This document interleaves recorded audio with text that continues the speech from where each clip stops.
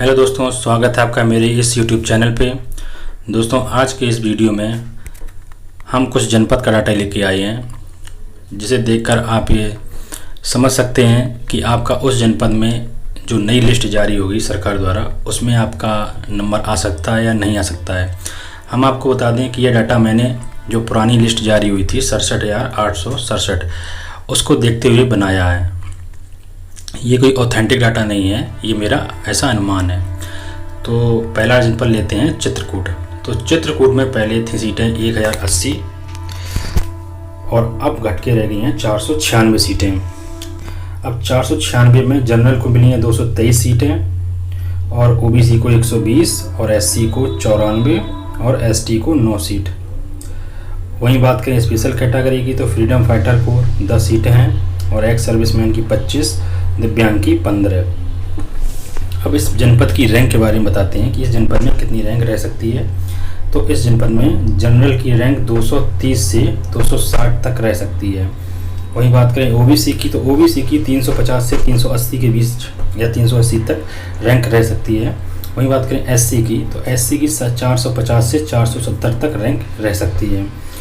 अब कई कुछ लोगों का क्वेश्चन होता है कि हमारी पुरानी लिस्ट में रैंक इतनी है, तो क्या नई लिस्ट में हमारे सिलेक्शन हो सकता है कि नहीं। तो उसके लिए भी मैंने कुछ डाटा इकट्ठा किया है जो आपको मैं दे रहा हूँ। इससे आप समझ सकते हैं कि आपका इस लिस्ट में हो सकता है या नहीं हो सकता है। तो अगर आपकी पुरानी लिस्ट में जनरल में अगर आपकी 520 से 555 तक रैंक है, तो आपका इस लिस्ट में नाम हो सकता है। वहीं बात करें ओबीसी की, तो ओबीसी की रैंक अगर 780 से 810 के बीच आपकी है पुरानी लिस्ट में, तो आपका इस लिस्ट में नाम हो सकता है। वहीं बात करें एससी की, तो एससी में अगर आपकी 980 से 1020 तक रैंक आपकी है, तो आपका इस लिस्ट में नाम हो सकता है। ठीक है, अब बात करते हैं अपने अगले जनपद की ओर। हमारा अगला जनपद है चंदौली। तो चंदौली की बात करते हैं। तो चंदौली में पहले सीट थी 400। ठीक है, चंदौली में पहले सीट थी 400 जो अब घट के रह गई हैं 184, जिसमें से 83 जनरल की हैं, 45 ओबीसी की हैं और 35 एससी की हैं और 3 एसटी की हैं। वहीं बात करें स्पेशल कैटेगरी की, तो फ्रीडम फाइटर की 4 हैं, एक्स सर्विसमैन की 9 हैं और दिव्यांग की 6 हैं। अब इस जनपद की रैंक के बारे में मालूम करते हैं, अगर इस जनपद में कितनी रैंक जा सकती है। तो जनरल कैटेगरी की बात करें तो जनरल की 80 से 110 के बीच रैंक जा सकती है। ठीक है, ओबीसी की बात करें तो ओबीसी की 135 से 153 के बीच रैंक जा सकती है या 153 से भी अधिक हो सकती है। अगर सीट रिक्त रहती हैं तो सेकंड काउंसलिंग में इसकी रैंक आगे भी बढ़ सकती है। बात करें एससी की, तो 165 से 190 तक इसकी रैंक जा सकती है। अब वही बात करें आपकी पुरानी लिस्ट में, अगर आपकी पुरानी लिस्ट में जनरल में 190 से 225 तक आपकी रैंक है, तो आपका इस लिस्ट में नाम हो सकता है।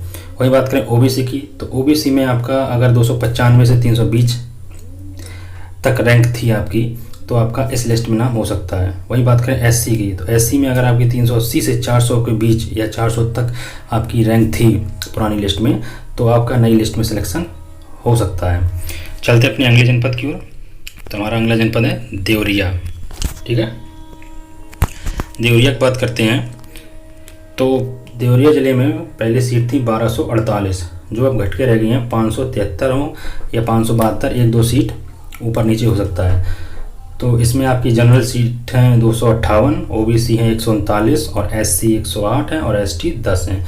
वहीं बात करें स्पेशल कैटेगरी की, तो स्पेशल कैटेगरी की फ्रीडम फाइटर की 11 हैं, एक्स सर्विसमैन की 29 हैं और दिव्यांग की 17 हैं।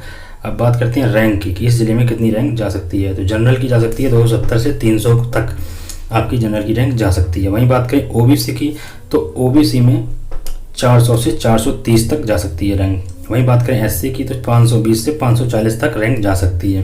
अब अगर आपकी पुरानी लिस्ट में आपकी इतनी रैंक है, तो आपका सिलेक्शन हो सकता है। तो अगर आपका पुरानी लिस्ट में जनरल में रैंक अगर 600 से 630 तक है, तो आपका इस लिस्ट में नाम हो सकता है। सिलेक्शन आप अपना पक्का मान सकते हैं। अगर ओबीसी की बात करें तो आपका 900 से अगर 930 के बीच में अगर आपकी रैंक थी, तो आपका इस लिस्ट में नाम हो सकता है या आप अपना चयन मान सकते हैं। वहीं बात करें एससी की, तो एससी की 1142 से 1172 तक अगर आपकी रैंक थी पुरानी लिस्ट में जो जनपद में जारी की जाती है। अगर इतनी रैंक है आपकी तो आपका इस लिस्ट में नाम सम पॉसिबिलिटीज ज़्यादा बढ़ जाती हैं। बात करते हैं अपने अगले जनपद की ओर। हमारा नेक्स्ट जनपद है एटा। अब एटा की बात करते हैं तो एटा में पहले थी 580 सीटें जो कि घट के रह गई हैं अब 266 या 265, 1-2 सीट ऊपर नीचे हो सकती है।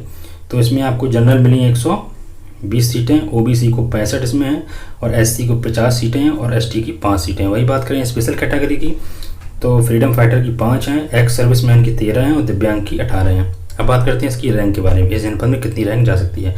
तो इस जनपद में रैंक आपकी जनरल में 130 से 150 तक जा सकती है। वहीं बात करें ओबीसी की तो ओबीसी में 190 से 210 के बीच जा सकती है। वहीं बात करें एससी की तो एससी में 240 से 265 तक रैंक जा सकती है। अगर आपकी 67,867 में रैंक जनरल की 280 से 310 के बीच में है या 310 तक है तो आपकी इस लिस्ट में नाम आपका हो सकता है, अपना चयन मान सकते हैं। यदि ओबीसी की बात करें तो 420 से 450 तक अगर आपकी रैंक पुरानी लिस्ट में थी तो आपका इस लिस्ट में नाम हो सकता है। वहीं बात करें एससी की, यदि एससी में आपकी 530 से 565 तक रैंक है या आपकी रैंक हो जो आपकी जनपद में लिस्ट लगाई गई थी उसमें अगर आपकी रैंक 530 से 565 तक है तो आपका इस लिस्ट में भी नाम होगा। अब बात करते हैं अपने अगले जनपद की ओर। हमारा अगला जनपद है इटावा। तो इटावा में पहले सीट थी 590 जो कि अब घट के रहेंगे 271 में जनरल सीट 122 हैं, ओबीसी 66 हैं और एससी 51 है और एसटी 5 हैं। वहीं स्पेशल कैटेगरी में फ्रीडम फाइटर में 5 हैं, एक्स सर्विसमैन में 14 हैं और दिव्यांग में 8 हैं। अब बात करते हैं इसकी रैंक के बारे में कि इस जनपद में कितनी रैंक जा सकती है। तो जनरल की रैंक आपकी 130 से 150 तक जा सकती है। ओबीसी की बात करें तो 190 से 220 के बीच जा सकती है। एससी की बात करें तो एससी की 250 से 270 तक रैंक इसकी जा सकती है। वही बात करें आपकी पुरानी लिस्ट की तो पुरानी लिस्ट में अगर आप जनरल में हैं और आपकी रैंक थी 280 से 310 के बीच तो आपका इस लिस्ट में नाम हो सकता है। वही बात करें ओबीसी में अगर आपकी 420 से 460 तक आपकी रैंक थी जो आपकी पिछली लिस्ट जारी की गई थी पुरानी तो आपका इस लिस्ट में भी नाम हो सकता है। वही बात करें एससी की तो एससी में अगर आपकी 540 से 570 तक आपकी रैंक थी तो आपका एससी में सिलेक्शन हो सकता है। ठीक है, अब बात करते हैं अगले जनपद की ओर जो हमारा जनपद है अयोध्या। अयोध्या जनपद की बात करते हैं तो पहले इसमें सीट थी 880 जो घट के रह गई है 404 या 403, 1-2 सीट ऊपर नीचे हो सकता है। तो 403 में आपको जनरल की सीटें इसमें हैं 182, ओबीसी के 98, एससी की 76, एसटी की 7 और वहीं स्पेशल कैटेगरी में फ्रीडम फाइटर में 8 हैं, एक्स सर्विसमैन में 20 हैं और दिव्यांग में 12 हैं। अब इस जनपद की रैंक मालूम करते हैं कि इस जनपद में कितनी रैंक जा सकती है। तो जनरल की रैंक जा सकती है 190 से 220 के बीच, ओबीसी की रैंक जा सकती है 290 से 315 के बीच या 315 तक, एससी की रैंक जा सकती है 370 से 390 तक। ठीक है, अगर आपकी पुरानी लिस्ट में जनरल में 420 से 460 तक की रैंक आपकी है तो इस लिस्ट में आपका चयन हो सकता है। और वहीं बात करें ओबीसी की 630 से अगर 670 तक आपकी रैंक अगर है पुरानी लिस्ट में तो आपका इस लिस्ट में नाम हो सकता है। वहीं बात करें एससी की तो अगर एससी में 800 से 835 तक आपकी रैंक है पुरानी लिस्ट में तो आपका इस लिस्ट में नाम हो सकता है। चलिए अपना अगले जनपद क्यों चलते हैं फर्रुखाबाद। हमारा अगला जनपद है फर्रुखाबाद। तो फर्रुखाबाद की बात करते हैं तो फर्रुखाबाद में पहले सीट थी 1000 जो घट के रह गई हैं 459। ठीक है, और 459 में जनरल सीट 206 हैं, जनरल सीट 206 हैं, ओबीसी की 111 सीटें हैं और एससी की 87 हैं, एसटी की 8 हैं। वहीं बात करें स्पेशल कैटेगरी की तो फ्रीडम फाइटर की 9 हैं, एक्स सर्विसमैन की 13 हैं और दिव्यांग की 14 हैं। अब बात करते हैं फर्रुखाबाद जनपद के रैंक के बारे में। तो फर्रुखाबाद में रैंक जनरल की जा सकती है 220 से 245 तक, ओबीसी की जा सकती है 330 से 350 तक, एससी की जा सकती है 420 से 440 तक। अगर आप बात करें आपकी पुरानी लिस्ट की तो अगर पुरानी लिस्ट में जनरल में आपकी 480 से 515 तक रैंक है तो आपका इस लिस्ट में भी नाम हो सकता है, अपना आपका चयन मान सकते हैं।